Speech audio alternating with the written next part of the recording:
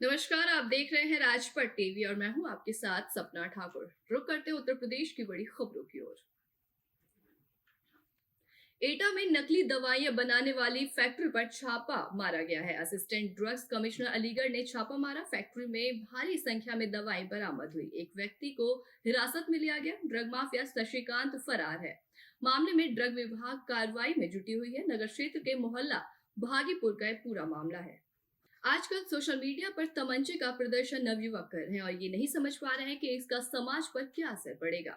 Social media पर प्रदर्शन करने वालों को पुलिस ने गिरफ्तार किया है और वहीं सोशल मीडिया पर असलहे के साथ डांस करने के वायरल वीडियो के संबंध में क्षेत्राधिकारी विधुना महेंद्र प्रताप सिंह द्वारा जानकारी दी गई।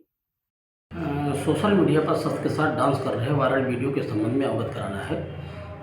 अजीतमल थाना क्षेत्र के वृंदावन गेस्ट हाउस में दिनांक 29/11/2022 को एक तिलक समारोह में कुछ लोग डांस कर रहे थे, जिसमें 3 लोग शस्त्र के साथ डांस कर रहे थे।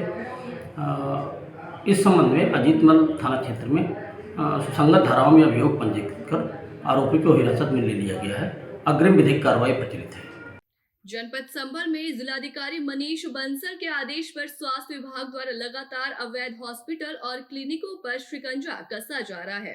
स्वास्थ्य विभाग के नोडल अधिकारी मनोज चौधरी ने बड़ी कार्रवाई करते हुए असमोली थाना क्षेत्र के गांव शाहबाजपुर कला में अवैध रूप से संचालित न्यू गैलेक्सी हॉस्पिटल को सील कर दिया। संभल स्वास्थ्य विभाग की लगातार कार्रवाई के बाद झोलाछाप डॉक्टर अपनी हरकतों से बाज नहीं आ रहे हैं और ग्रामीण क्षेत्रों में बड़े बड़े क्लिनिक और हॉस्पिटल संचालित कर रहे हैं। खबर झांसी से है, जो सहकार भारती के झोकन बाग स्थित विभाग कार्यालय पर आज स्वयं सहायता समूह की बैठक का आयोजन किया गया, जिसमें महानगर के समस्त पदाधिकारीगण उपस्थित रहे। स्वयं सहायता समूह के प्रदेश सह प्रमुख कोमल गुप्ता ने सभी सदस्यों को स्वयं सहायता समूह से संबंधित चर्चा की और विस्तार के बारे में जानकारियां दी कि किस तरह हम क्षेत्र में रोजगार की वृहद व्यवस्थाएं करके लाभ अर्जित कर सकते हैं।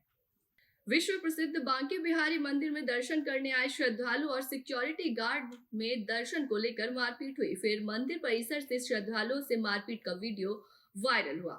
आए दिन मंदिर में सिक्योरिटी गार्ड की बर्बरता सामने आती है, कभी श्रद्धालुओं के साथ तो कभी लोकल दर्शनार्थियों के साथ, और ये मारपीट होती रहती है। आज फिर तस्वीर सामने आई, दर्शन करने आए श्रद्धालुओं से मारपीट हुई है।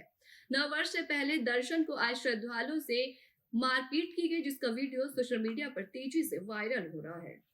अगली खबर गोंडा जनपद से है, जहां पर प्रदेश के योगी सरकार में बेटियां सुरक्षित नहीं, रेप की घटनाएं रुकने का नाम नहीं ले रही। ताजा मामला गोंडा जिले के थाना वजीरगंज क्षेत्र का है, जहां विद्यालय में पढ़ने वाली छात्रा की अश्लील फोटो खींचकर ब्लैकमेल करने और जबरदस्ती बलात्कार करने का आरोप विद्यालय के प्रबंधक के पुत्र प्रेम नारायण सिंह के ऊपर युवती ने गंभीर आरोप लगाए।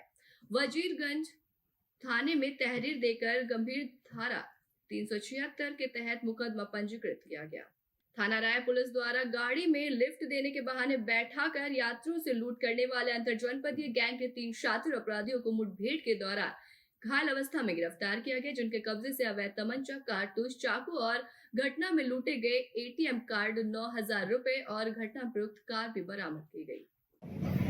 अब देखिए, 2 बच्चे अपने घर से, जो कि मामा और बुआ के बेटे हैं, आपस में कजन से, दोनों चले गए थे 7 बजे के आसपास।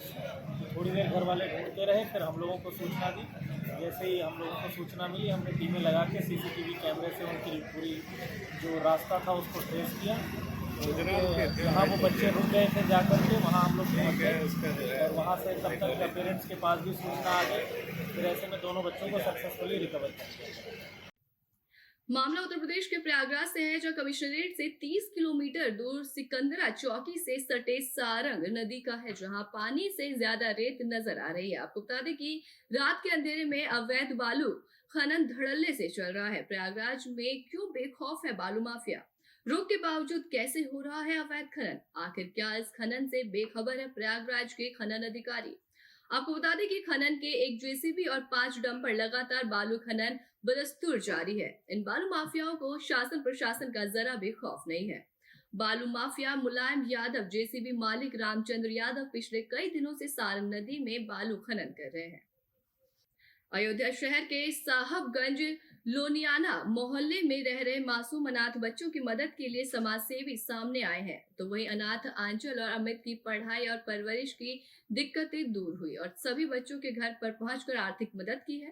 ठंड से बचने के लिए कंबल भी परिवार वालों को दिए गए। इस दौरान बच्चों के घर पहुंचे भाजपा नेता शरद पाठक बाबा ने बच्चों की पढ़ाई का जिम्मा लिया और आश्वासन दिया कि हर प्रकार की हम मदद करेंगे और आने वाली उनकी माता की 13वीं की भी बीड़ा उठाई है। बच्चों की मदद के लिए पूरा ब्लॉक प्रमुख प्रतिनिधि शिवेंद्र सिंह ने घर बनवाने का जिम्मा उठाया और बच्चों को आर्थिक मदद की।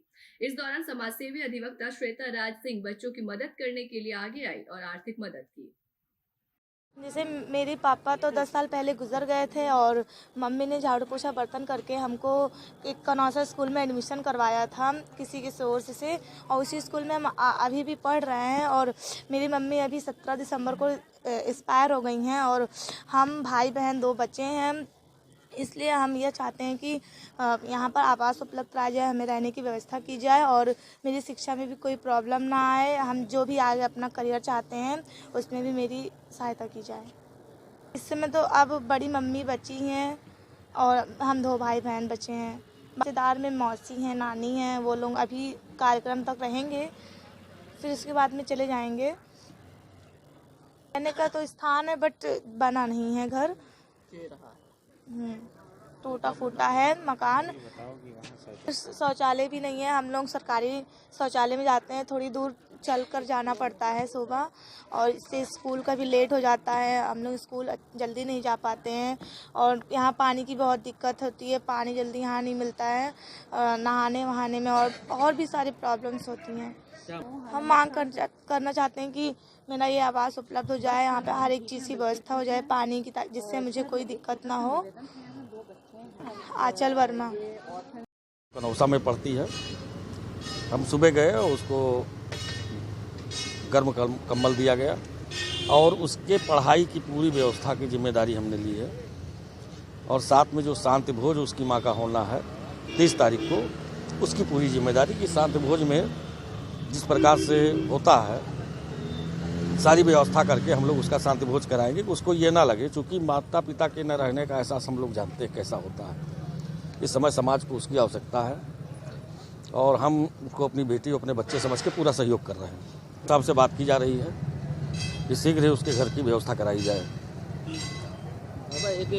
नगर पालिका चुनाव को लेकर सरगर्मियां हो रही है तेज, जहां सभी प्रत्याशी अपनी अपनी चुनावी सभाओं और जनसंपर्क शुरू कर चुके हैं, तो वहीं नगर पालिका परिषद बीसलपुर की जनता इस बार नगर में चेयरमैन पद पर बदलाव चाहती है। ऐसे में नगर की जनता से अमन जायसवाल पर भरोसा जताया है, तो वही अमन जायसवाल उर्फ निक्की जायसवाल सामाजिक कार्यों में बढ़ चढ़ कर हिस्सा लेते हैं।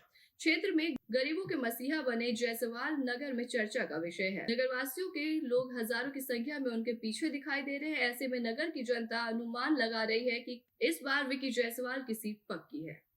वृंदावन में प्राचीन ठाकुर राधा वल्लभ मंदिर में एक मासीय खिचड़ी महोत्सव 25 दिसंबर से प्रारंभ हो रहा है, जिसमें ठाकुर जी को रोज सुबह खिचड़ी भोग अर्पित किया जाएगा। तो वहीं भक्तजन अपने आराध्य के वेश और मंगला आरती के दर्शन कर पुण्य लाभ अर्जित करेंगे। बता दें कि सर्दी के मौसम में हर कोई ठंड से बचने के लिए गर्म कपड़े और गर्म तासीर के व्यंजनों का सेवन करते हैं। उसी प्रकार भक्त अपने आराध्य को गर्म पोशाक धारण कराने के साथ ही ऋतु के अनुसार उन्हें भोग प्रसादी अर्पित करते हैं। इसी श्रृंखला में प्राचीन ठाकुर राधा वल्लभ मंदिर में जहाँ शीत ऋतु आरंभ हो गई है, तो ठाकुर जी को भी गर्म पोशाक और खिचड़ी खिलाई जाएगी। ऐसी तमाम बड़ी खबरों के लिए देखते रहिए राजपट टीवी, सबसे पहले भारत।